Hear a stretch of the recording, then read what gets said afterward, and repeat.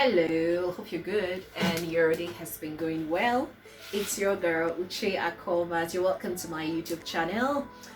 Alright, so as you know, Thought Central is a program where I talk about life-related issues which are designed to inspire a positive change by changing the narrative from my later corner. And today I want to talk about something that has been bogging my mind, and this is about with ladies, sisters, this is about you. And please, this is not a woman bashing video. If for any reason you feel offended, you feel insulted, please, I apologize in advance, but that's not the intention. But I'm doing this to inspire you, because that is what Thought Central with Ucho is all about. So I think yesterday I saw a comment on someone's post. One of these directors, I am a thespian, so I follow a couple of directors in Nollywood and some celebrities, some actors and actresses.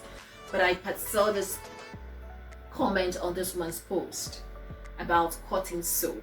Now this is what's trending, cotton soap for me and all of that. And I went to the person's page to check her out, and this person, I don't know if it was a joke, but I know that some people are really serial beggars on Instagram, on Facebook. You know, somebody puts up a post or a video and people are asking for giveaway for them to cut soup for them. And when I see this coming from ladies, coming from females, I go to their pages to check them out. Now, why do I do that? I know that people have genuine needs. I know that some people are genuinely in need of help or financial help. So what I do is to check them out, is to find out if these people are really in need. And you see them, most of them fixed lashes, fixed nails, and you know, their pictures of the videos they put up on their pages do not in any way depict or portray them to be suffering or in need of the giveaways they are begging for or the soap they are cutting for them. And that's kind of, you know, inspired this video. It really gives me serious concern when I see ladies display this beggarly attitude on social media.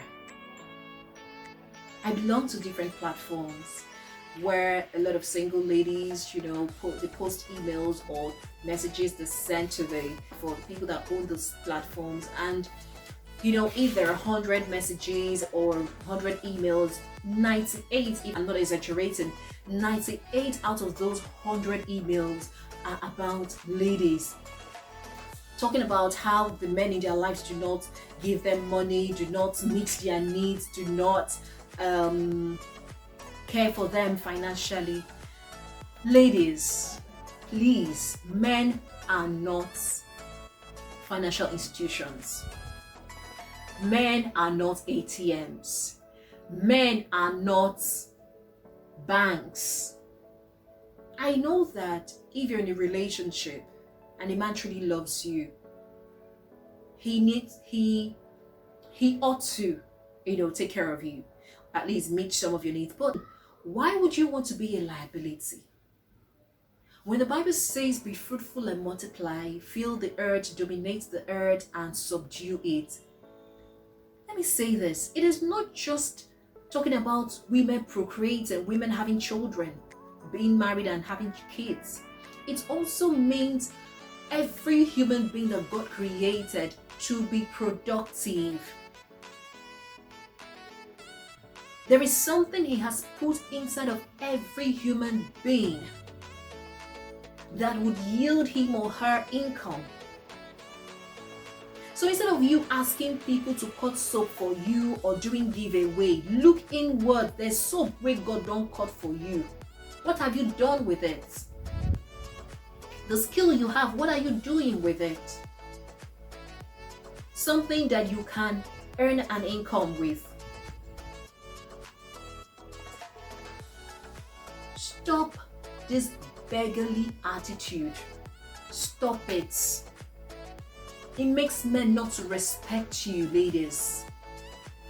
It's a thing of pride for you to be able to meet your needs. and not depend on any man. Some years ago, when I resigned from where I was working and the money I saved prior to my resignation got exhausted. Yes, my sisters were supporting me financially, but then I didn't want to be a liability to anybody. So I asked myself, what skills do I have that I can monetize? What could I do effortlessly that I can offer, or a service I can offer to make money?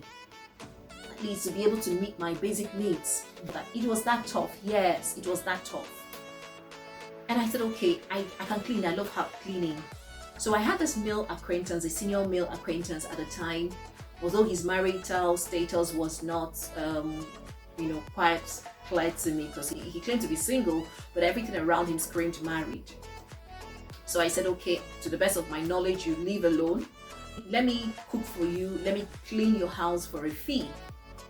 He declined and gave me a ridiculous offer, which I turned down without apology. But I didn't want to be a liability to anybody. There is something in your hands. As long as you are alive, as long as you're not bedridden, you can move. As long as you have your hands, as long as you have your legs, at least you can reason, then you don't have to be a liability. You have no reason to be a liability to yourself or to anyone else. Some years ago, when I was in the university, I used to go to Port Harcourt. I have my cousins, some of my cousins in Port Harcourt, so I used to visit, some of them. And in this RTC park, Rivers Transport Corporation Park or garage, there was this man that was with clutches. One of his legs was amputated. But this man was selling recharge cards. The first time I saw him, I was shocked. And that day I didn't even have need for recharge card, but because I saw that this man had gone beyond his disability to make a living for himself, I bought recharge card from him.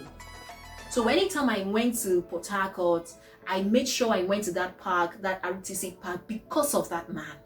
And every time I got into the bus, I boarded the bus, I would start asking the passengers, do you want recharge cards? They thought I was selling recharge cards, but the moment they said yes, they indicated interest, I'll go look for the man and, for him to sell recharge cards to the passengers.